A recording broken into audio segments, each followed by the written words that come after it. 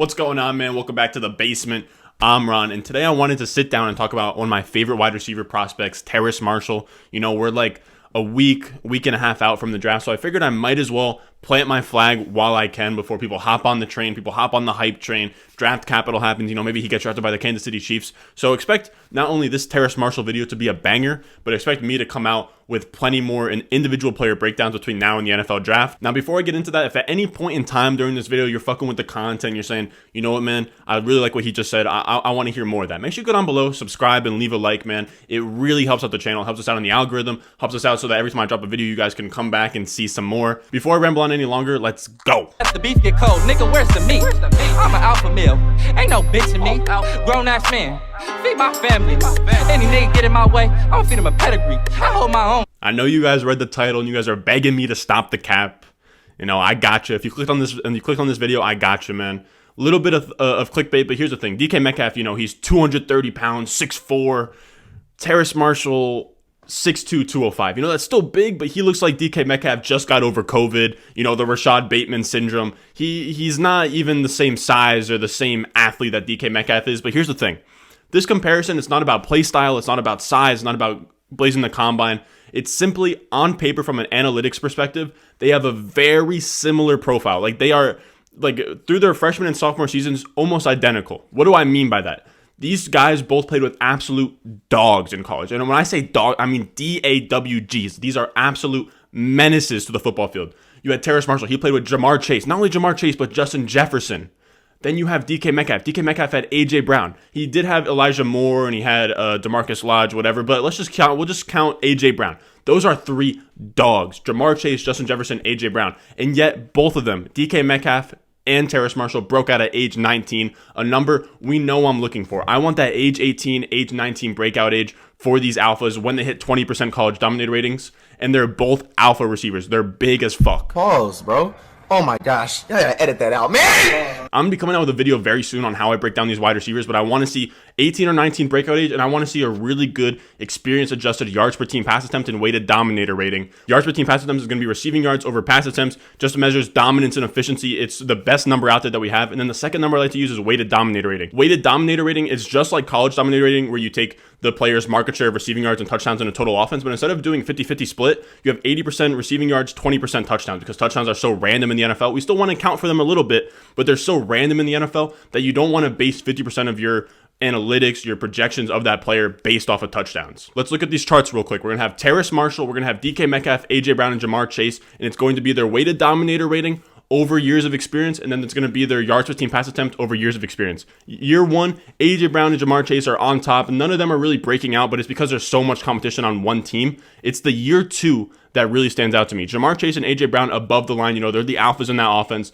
DK Metcalf and Terrace Marshall are below the line. You want to see a wide receiver go above that line by their second year in the NFL, and the fact that Terrace Marshall and DK Metcalf didn't, I can accept it. They had dogs in their offense. That's why they were below that line in the second year, is because it's hard for both of those players. It's hard for both A.J. Brown and DK Metcalf, or both Jamar Chase and Terrace Marshall, to get above that dotted line in year two when they're both in that offense emerging. Then we have year three. This is kind of where the comparison stops, because Jamar Chase opts out and Terrace Marshall has the offense all to himself. Now, you're probably looking at that third slot and you're like, what the fuck is that black dot that's put in there? I put that in myself, and the reason why is because the year three dots for Terrace Marshall that they put there are inaccurate, because in year three, he opted out of the season early. He actually had about 2.5 yards per team pass attempt and a 38% weighted dominator rating, and this is because he just opted out at the end of the year. And even those numbers are still impressive. They had three different starting QBs all go for like 900 to 1,100 yards. It was a down year for LSU, and he dominated alongside five-star recruit Kayshon Boutte, who, if you guys haven't heard about, he's the wide receiver one for Devy in 2023. Literally, in those mock drafts, he's going top 7, top 8.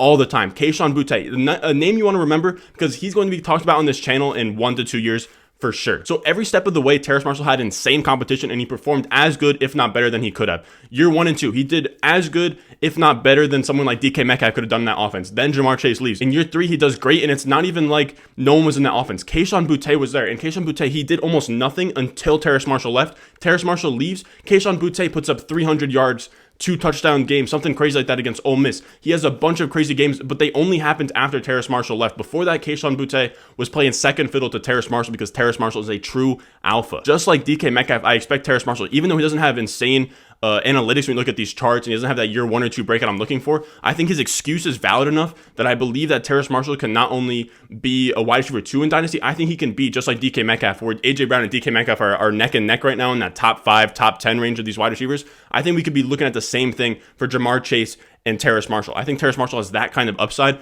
and even though he was second fiddle to Jamar Chase in that offense, I don't think that means that he can't come into the NFL and be a main workhorse alpha style wide receiver. The thing you could make the case for is that DK Metcalf, a lot of his success came from the combine, or not just the combine, just him being an athletic freak. His athleticism is insane. He's 6'4", 230, runs a 4.33. And to be honest with you guys, the comparisons after the analytic profile, after the charts, they kind of stop from there. But I will say this, Terrace Marshall killed his pro day. He comes in at 6'2", 205, alpha size. We want that high T alpha size because these are the players that score 20 plus points per game in Dynasty and ascend to like top 5, top 10 Dynasty assets.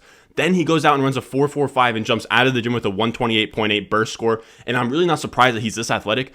Dude was a 5-star recruit. There's a world out there. He's a 5-star recruit and he comes into an offense with Justin Jefferson and Jamar Chase. What he did is still super impressive, but I truly believe that there's an alternate universe out there where he commits to a Texas, he commits to a Texas A&M, commits to an Oregon, etc. And is in the conversation for wide receiver 1 in this class. If he just goes somewhere where there's not insane talent, like top end, Justin Jefferson, greatest rookie season of all time. Jamar Chase is going to be like the highest drafted wide receiver since Corey Davis, top 5.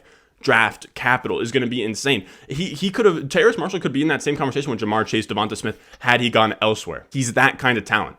And it shows up. It's not just the combine, it's just not the numbers. And I know I'm not someone that relies on film too heavy in my analysis, but I like to look at it. I like to see what type of archetype these players are, what roles they can fit in on offense in the NFL. And this guy, Terrace Marshall, is a TD machine, man. When you look at this clip, he splits out left, he's one-on-one with the corner, and he makes the play despite the corner clearly, the corner's all over his right arm, just draped on him, just flags out the ass, pass interference, and he still makes the one-handed grab. Not only does he make a one-handed grab, he makes it with his offhand. If I'm correct, I do believe that he's a right-handed guy, and he makes the grab, left-handed catch, one hand for a touchdown in the SEC. And this is stuff that he does routinely. He is a red zone jump ball specialist, or red zone specialist. He scores touchdowns all over the place. He split out again here. He runs a deep slant type like option route, finds the end zone. Here he goes. He's up between 2 defenders and scores a touchdown. It happens a lot. The guy had 1.43 receiving touchdowns per game.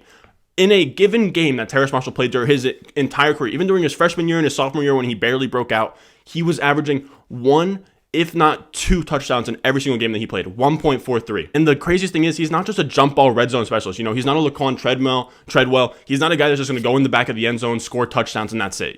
He truly plays all over the field and can succeed anywhere. In this spot, he's in the slot. So he's not on the outside this time. Now he's in the slot. He runs a drag, gets the ball, cuts upfield. He then shakes off a tackle, jukes out the safety, goes all the way for a 60-yard touchdown. So he has those 4.45 burners, and he's not just a possession receiver, jump ball type guy. He can truly win everywhere. He's super versatile. He played on the perimeter as a sophomore with Jefferson and Chase. Then he moved into the slot as a junior, and that was just because the offense was bad. They just wanted to find a way to get him the ball as much as they could. And what that does, it gives him an environment where he's now played in every receiver position. He succeeds in all phases. He can easily play the X, the Z, the slot. He can play anywhere on the field in an offense. And he reminds me a lot of Chris Godwin. Chris Godwin, he's played a lot in the slot in the NFL, but he can play not only in the slot, he can play on the outside, he can play in the perimeter on the weak side. He can do it all, and that's what Terrace Marshall really reminds me of. He's a jumbo slot with great size, speed, production. He can win anywhere on the field. So that brings us to the NFL draft. Where is he getting drafted? I've seen him go in mocks. He's going around pick 30. I really think he's going to get first-round draft capital after the combine. The NFL teams, they're going to love the 4.45 speed. They're going to love the size. If he gets first-round draft capital, I would be psyched. And here's some spots that he could go. I think he's going to go probably like the back end of the first round. Selfishly, as a degenerate Jets fan, I want to see Terrace Marshall go to the Jets because I don't think it would be the best place for fantasy-wise. I think that it'd be a really good spot for him, though. You got Corey Davis on the outside, you got Mims on the other side, and Terrace Marshall, because he proved he can play in the slot, it makes a lot of sense for them from a role perspective because that's what they're looking for. They want someone to replace Jamison Crowder so they can cut him, get that $10 million off the books for 2021. You get Terrace Marshall, you put him in the slot, and you let him eat in the slot as a big slot guy, kind of like what Juju did with Antonio Brown. Fandom aside, me being a Jets fan aside, the spots that you really want to see him go at the back end of the first round, the thing is he might go in the top end. He might go to a place like the Bears, the Colts, These wouldn't be death sentences by any means, but I think he's probably going to go, if he makes it past them. The one spot you don't want, though, is the Ravens. The Ravens is the spot we don't, if Terrace Marshall goes to the Ravens, it's going to be rest in peace at that point. They don't throw the ball enough. It's nothing against Lamar. They just don't throw the ball enough. It's too many rush attempts. There's not enough pass volume for a receiver to ever break out as like a top 5 guy unless if something changes there.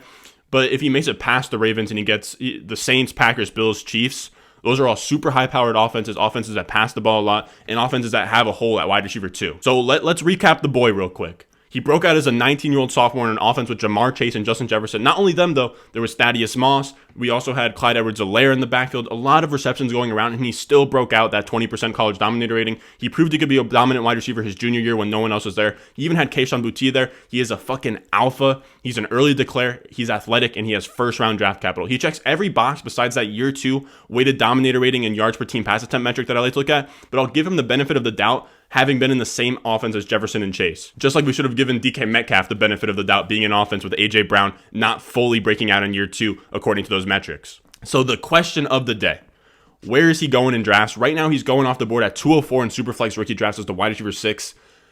And here's the shocking part. As of today, as I made this video, I have officially moved Terrace Marshall into my wide receiver 2 spot. I have him as a wide receiver 2, and I would take him at the 109 in Superflex drafts. And I know in my last video, or not my last video, but one of my last videos I was talking about you want to sell your late first round picks.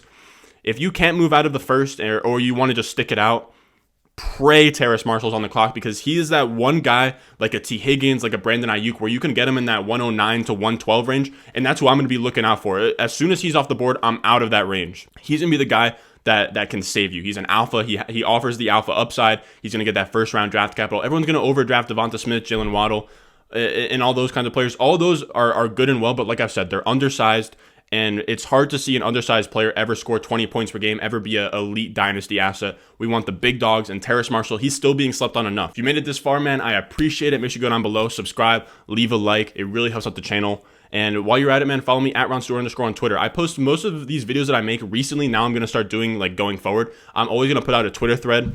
And also where you can find I'm going to have a new channel on Discord for my Twitter threads. If you guys want to just talk fantasy football with me, if you want to get in the group chat, we talk trades, we do mock drafts in there. I just made a video where a bunch of the subscribers from the Discord were in a video. Make sure you get on below. You join the Discord, man. It's free. There's nothing to lose, man. You get nothing but endless dynasty and fantasy football knowledge in there. So make sure you go down below, join that shit. And as always, man, I'll see you guys in the next one. Pull up, bounce out with a briefcase. It's time to handle business. You'll fuck if he like it, but he gon' respect the scripting. Yeah, I so fun in games, still a nigga tripping. Mop the flow, hide the west side just to catch him slipping. Pull up, bounce out with a briefcase. It's time to handle business. Thank you, baby. I just look like this fucking nigga mean.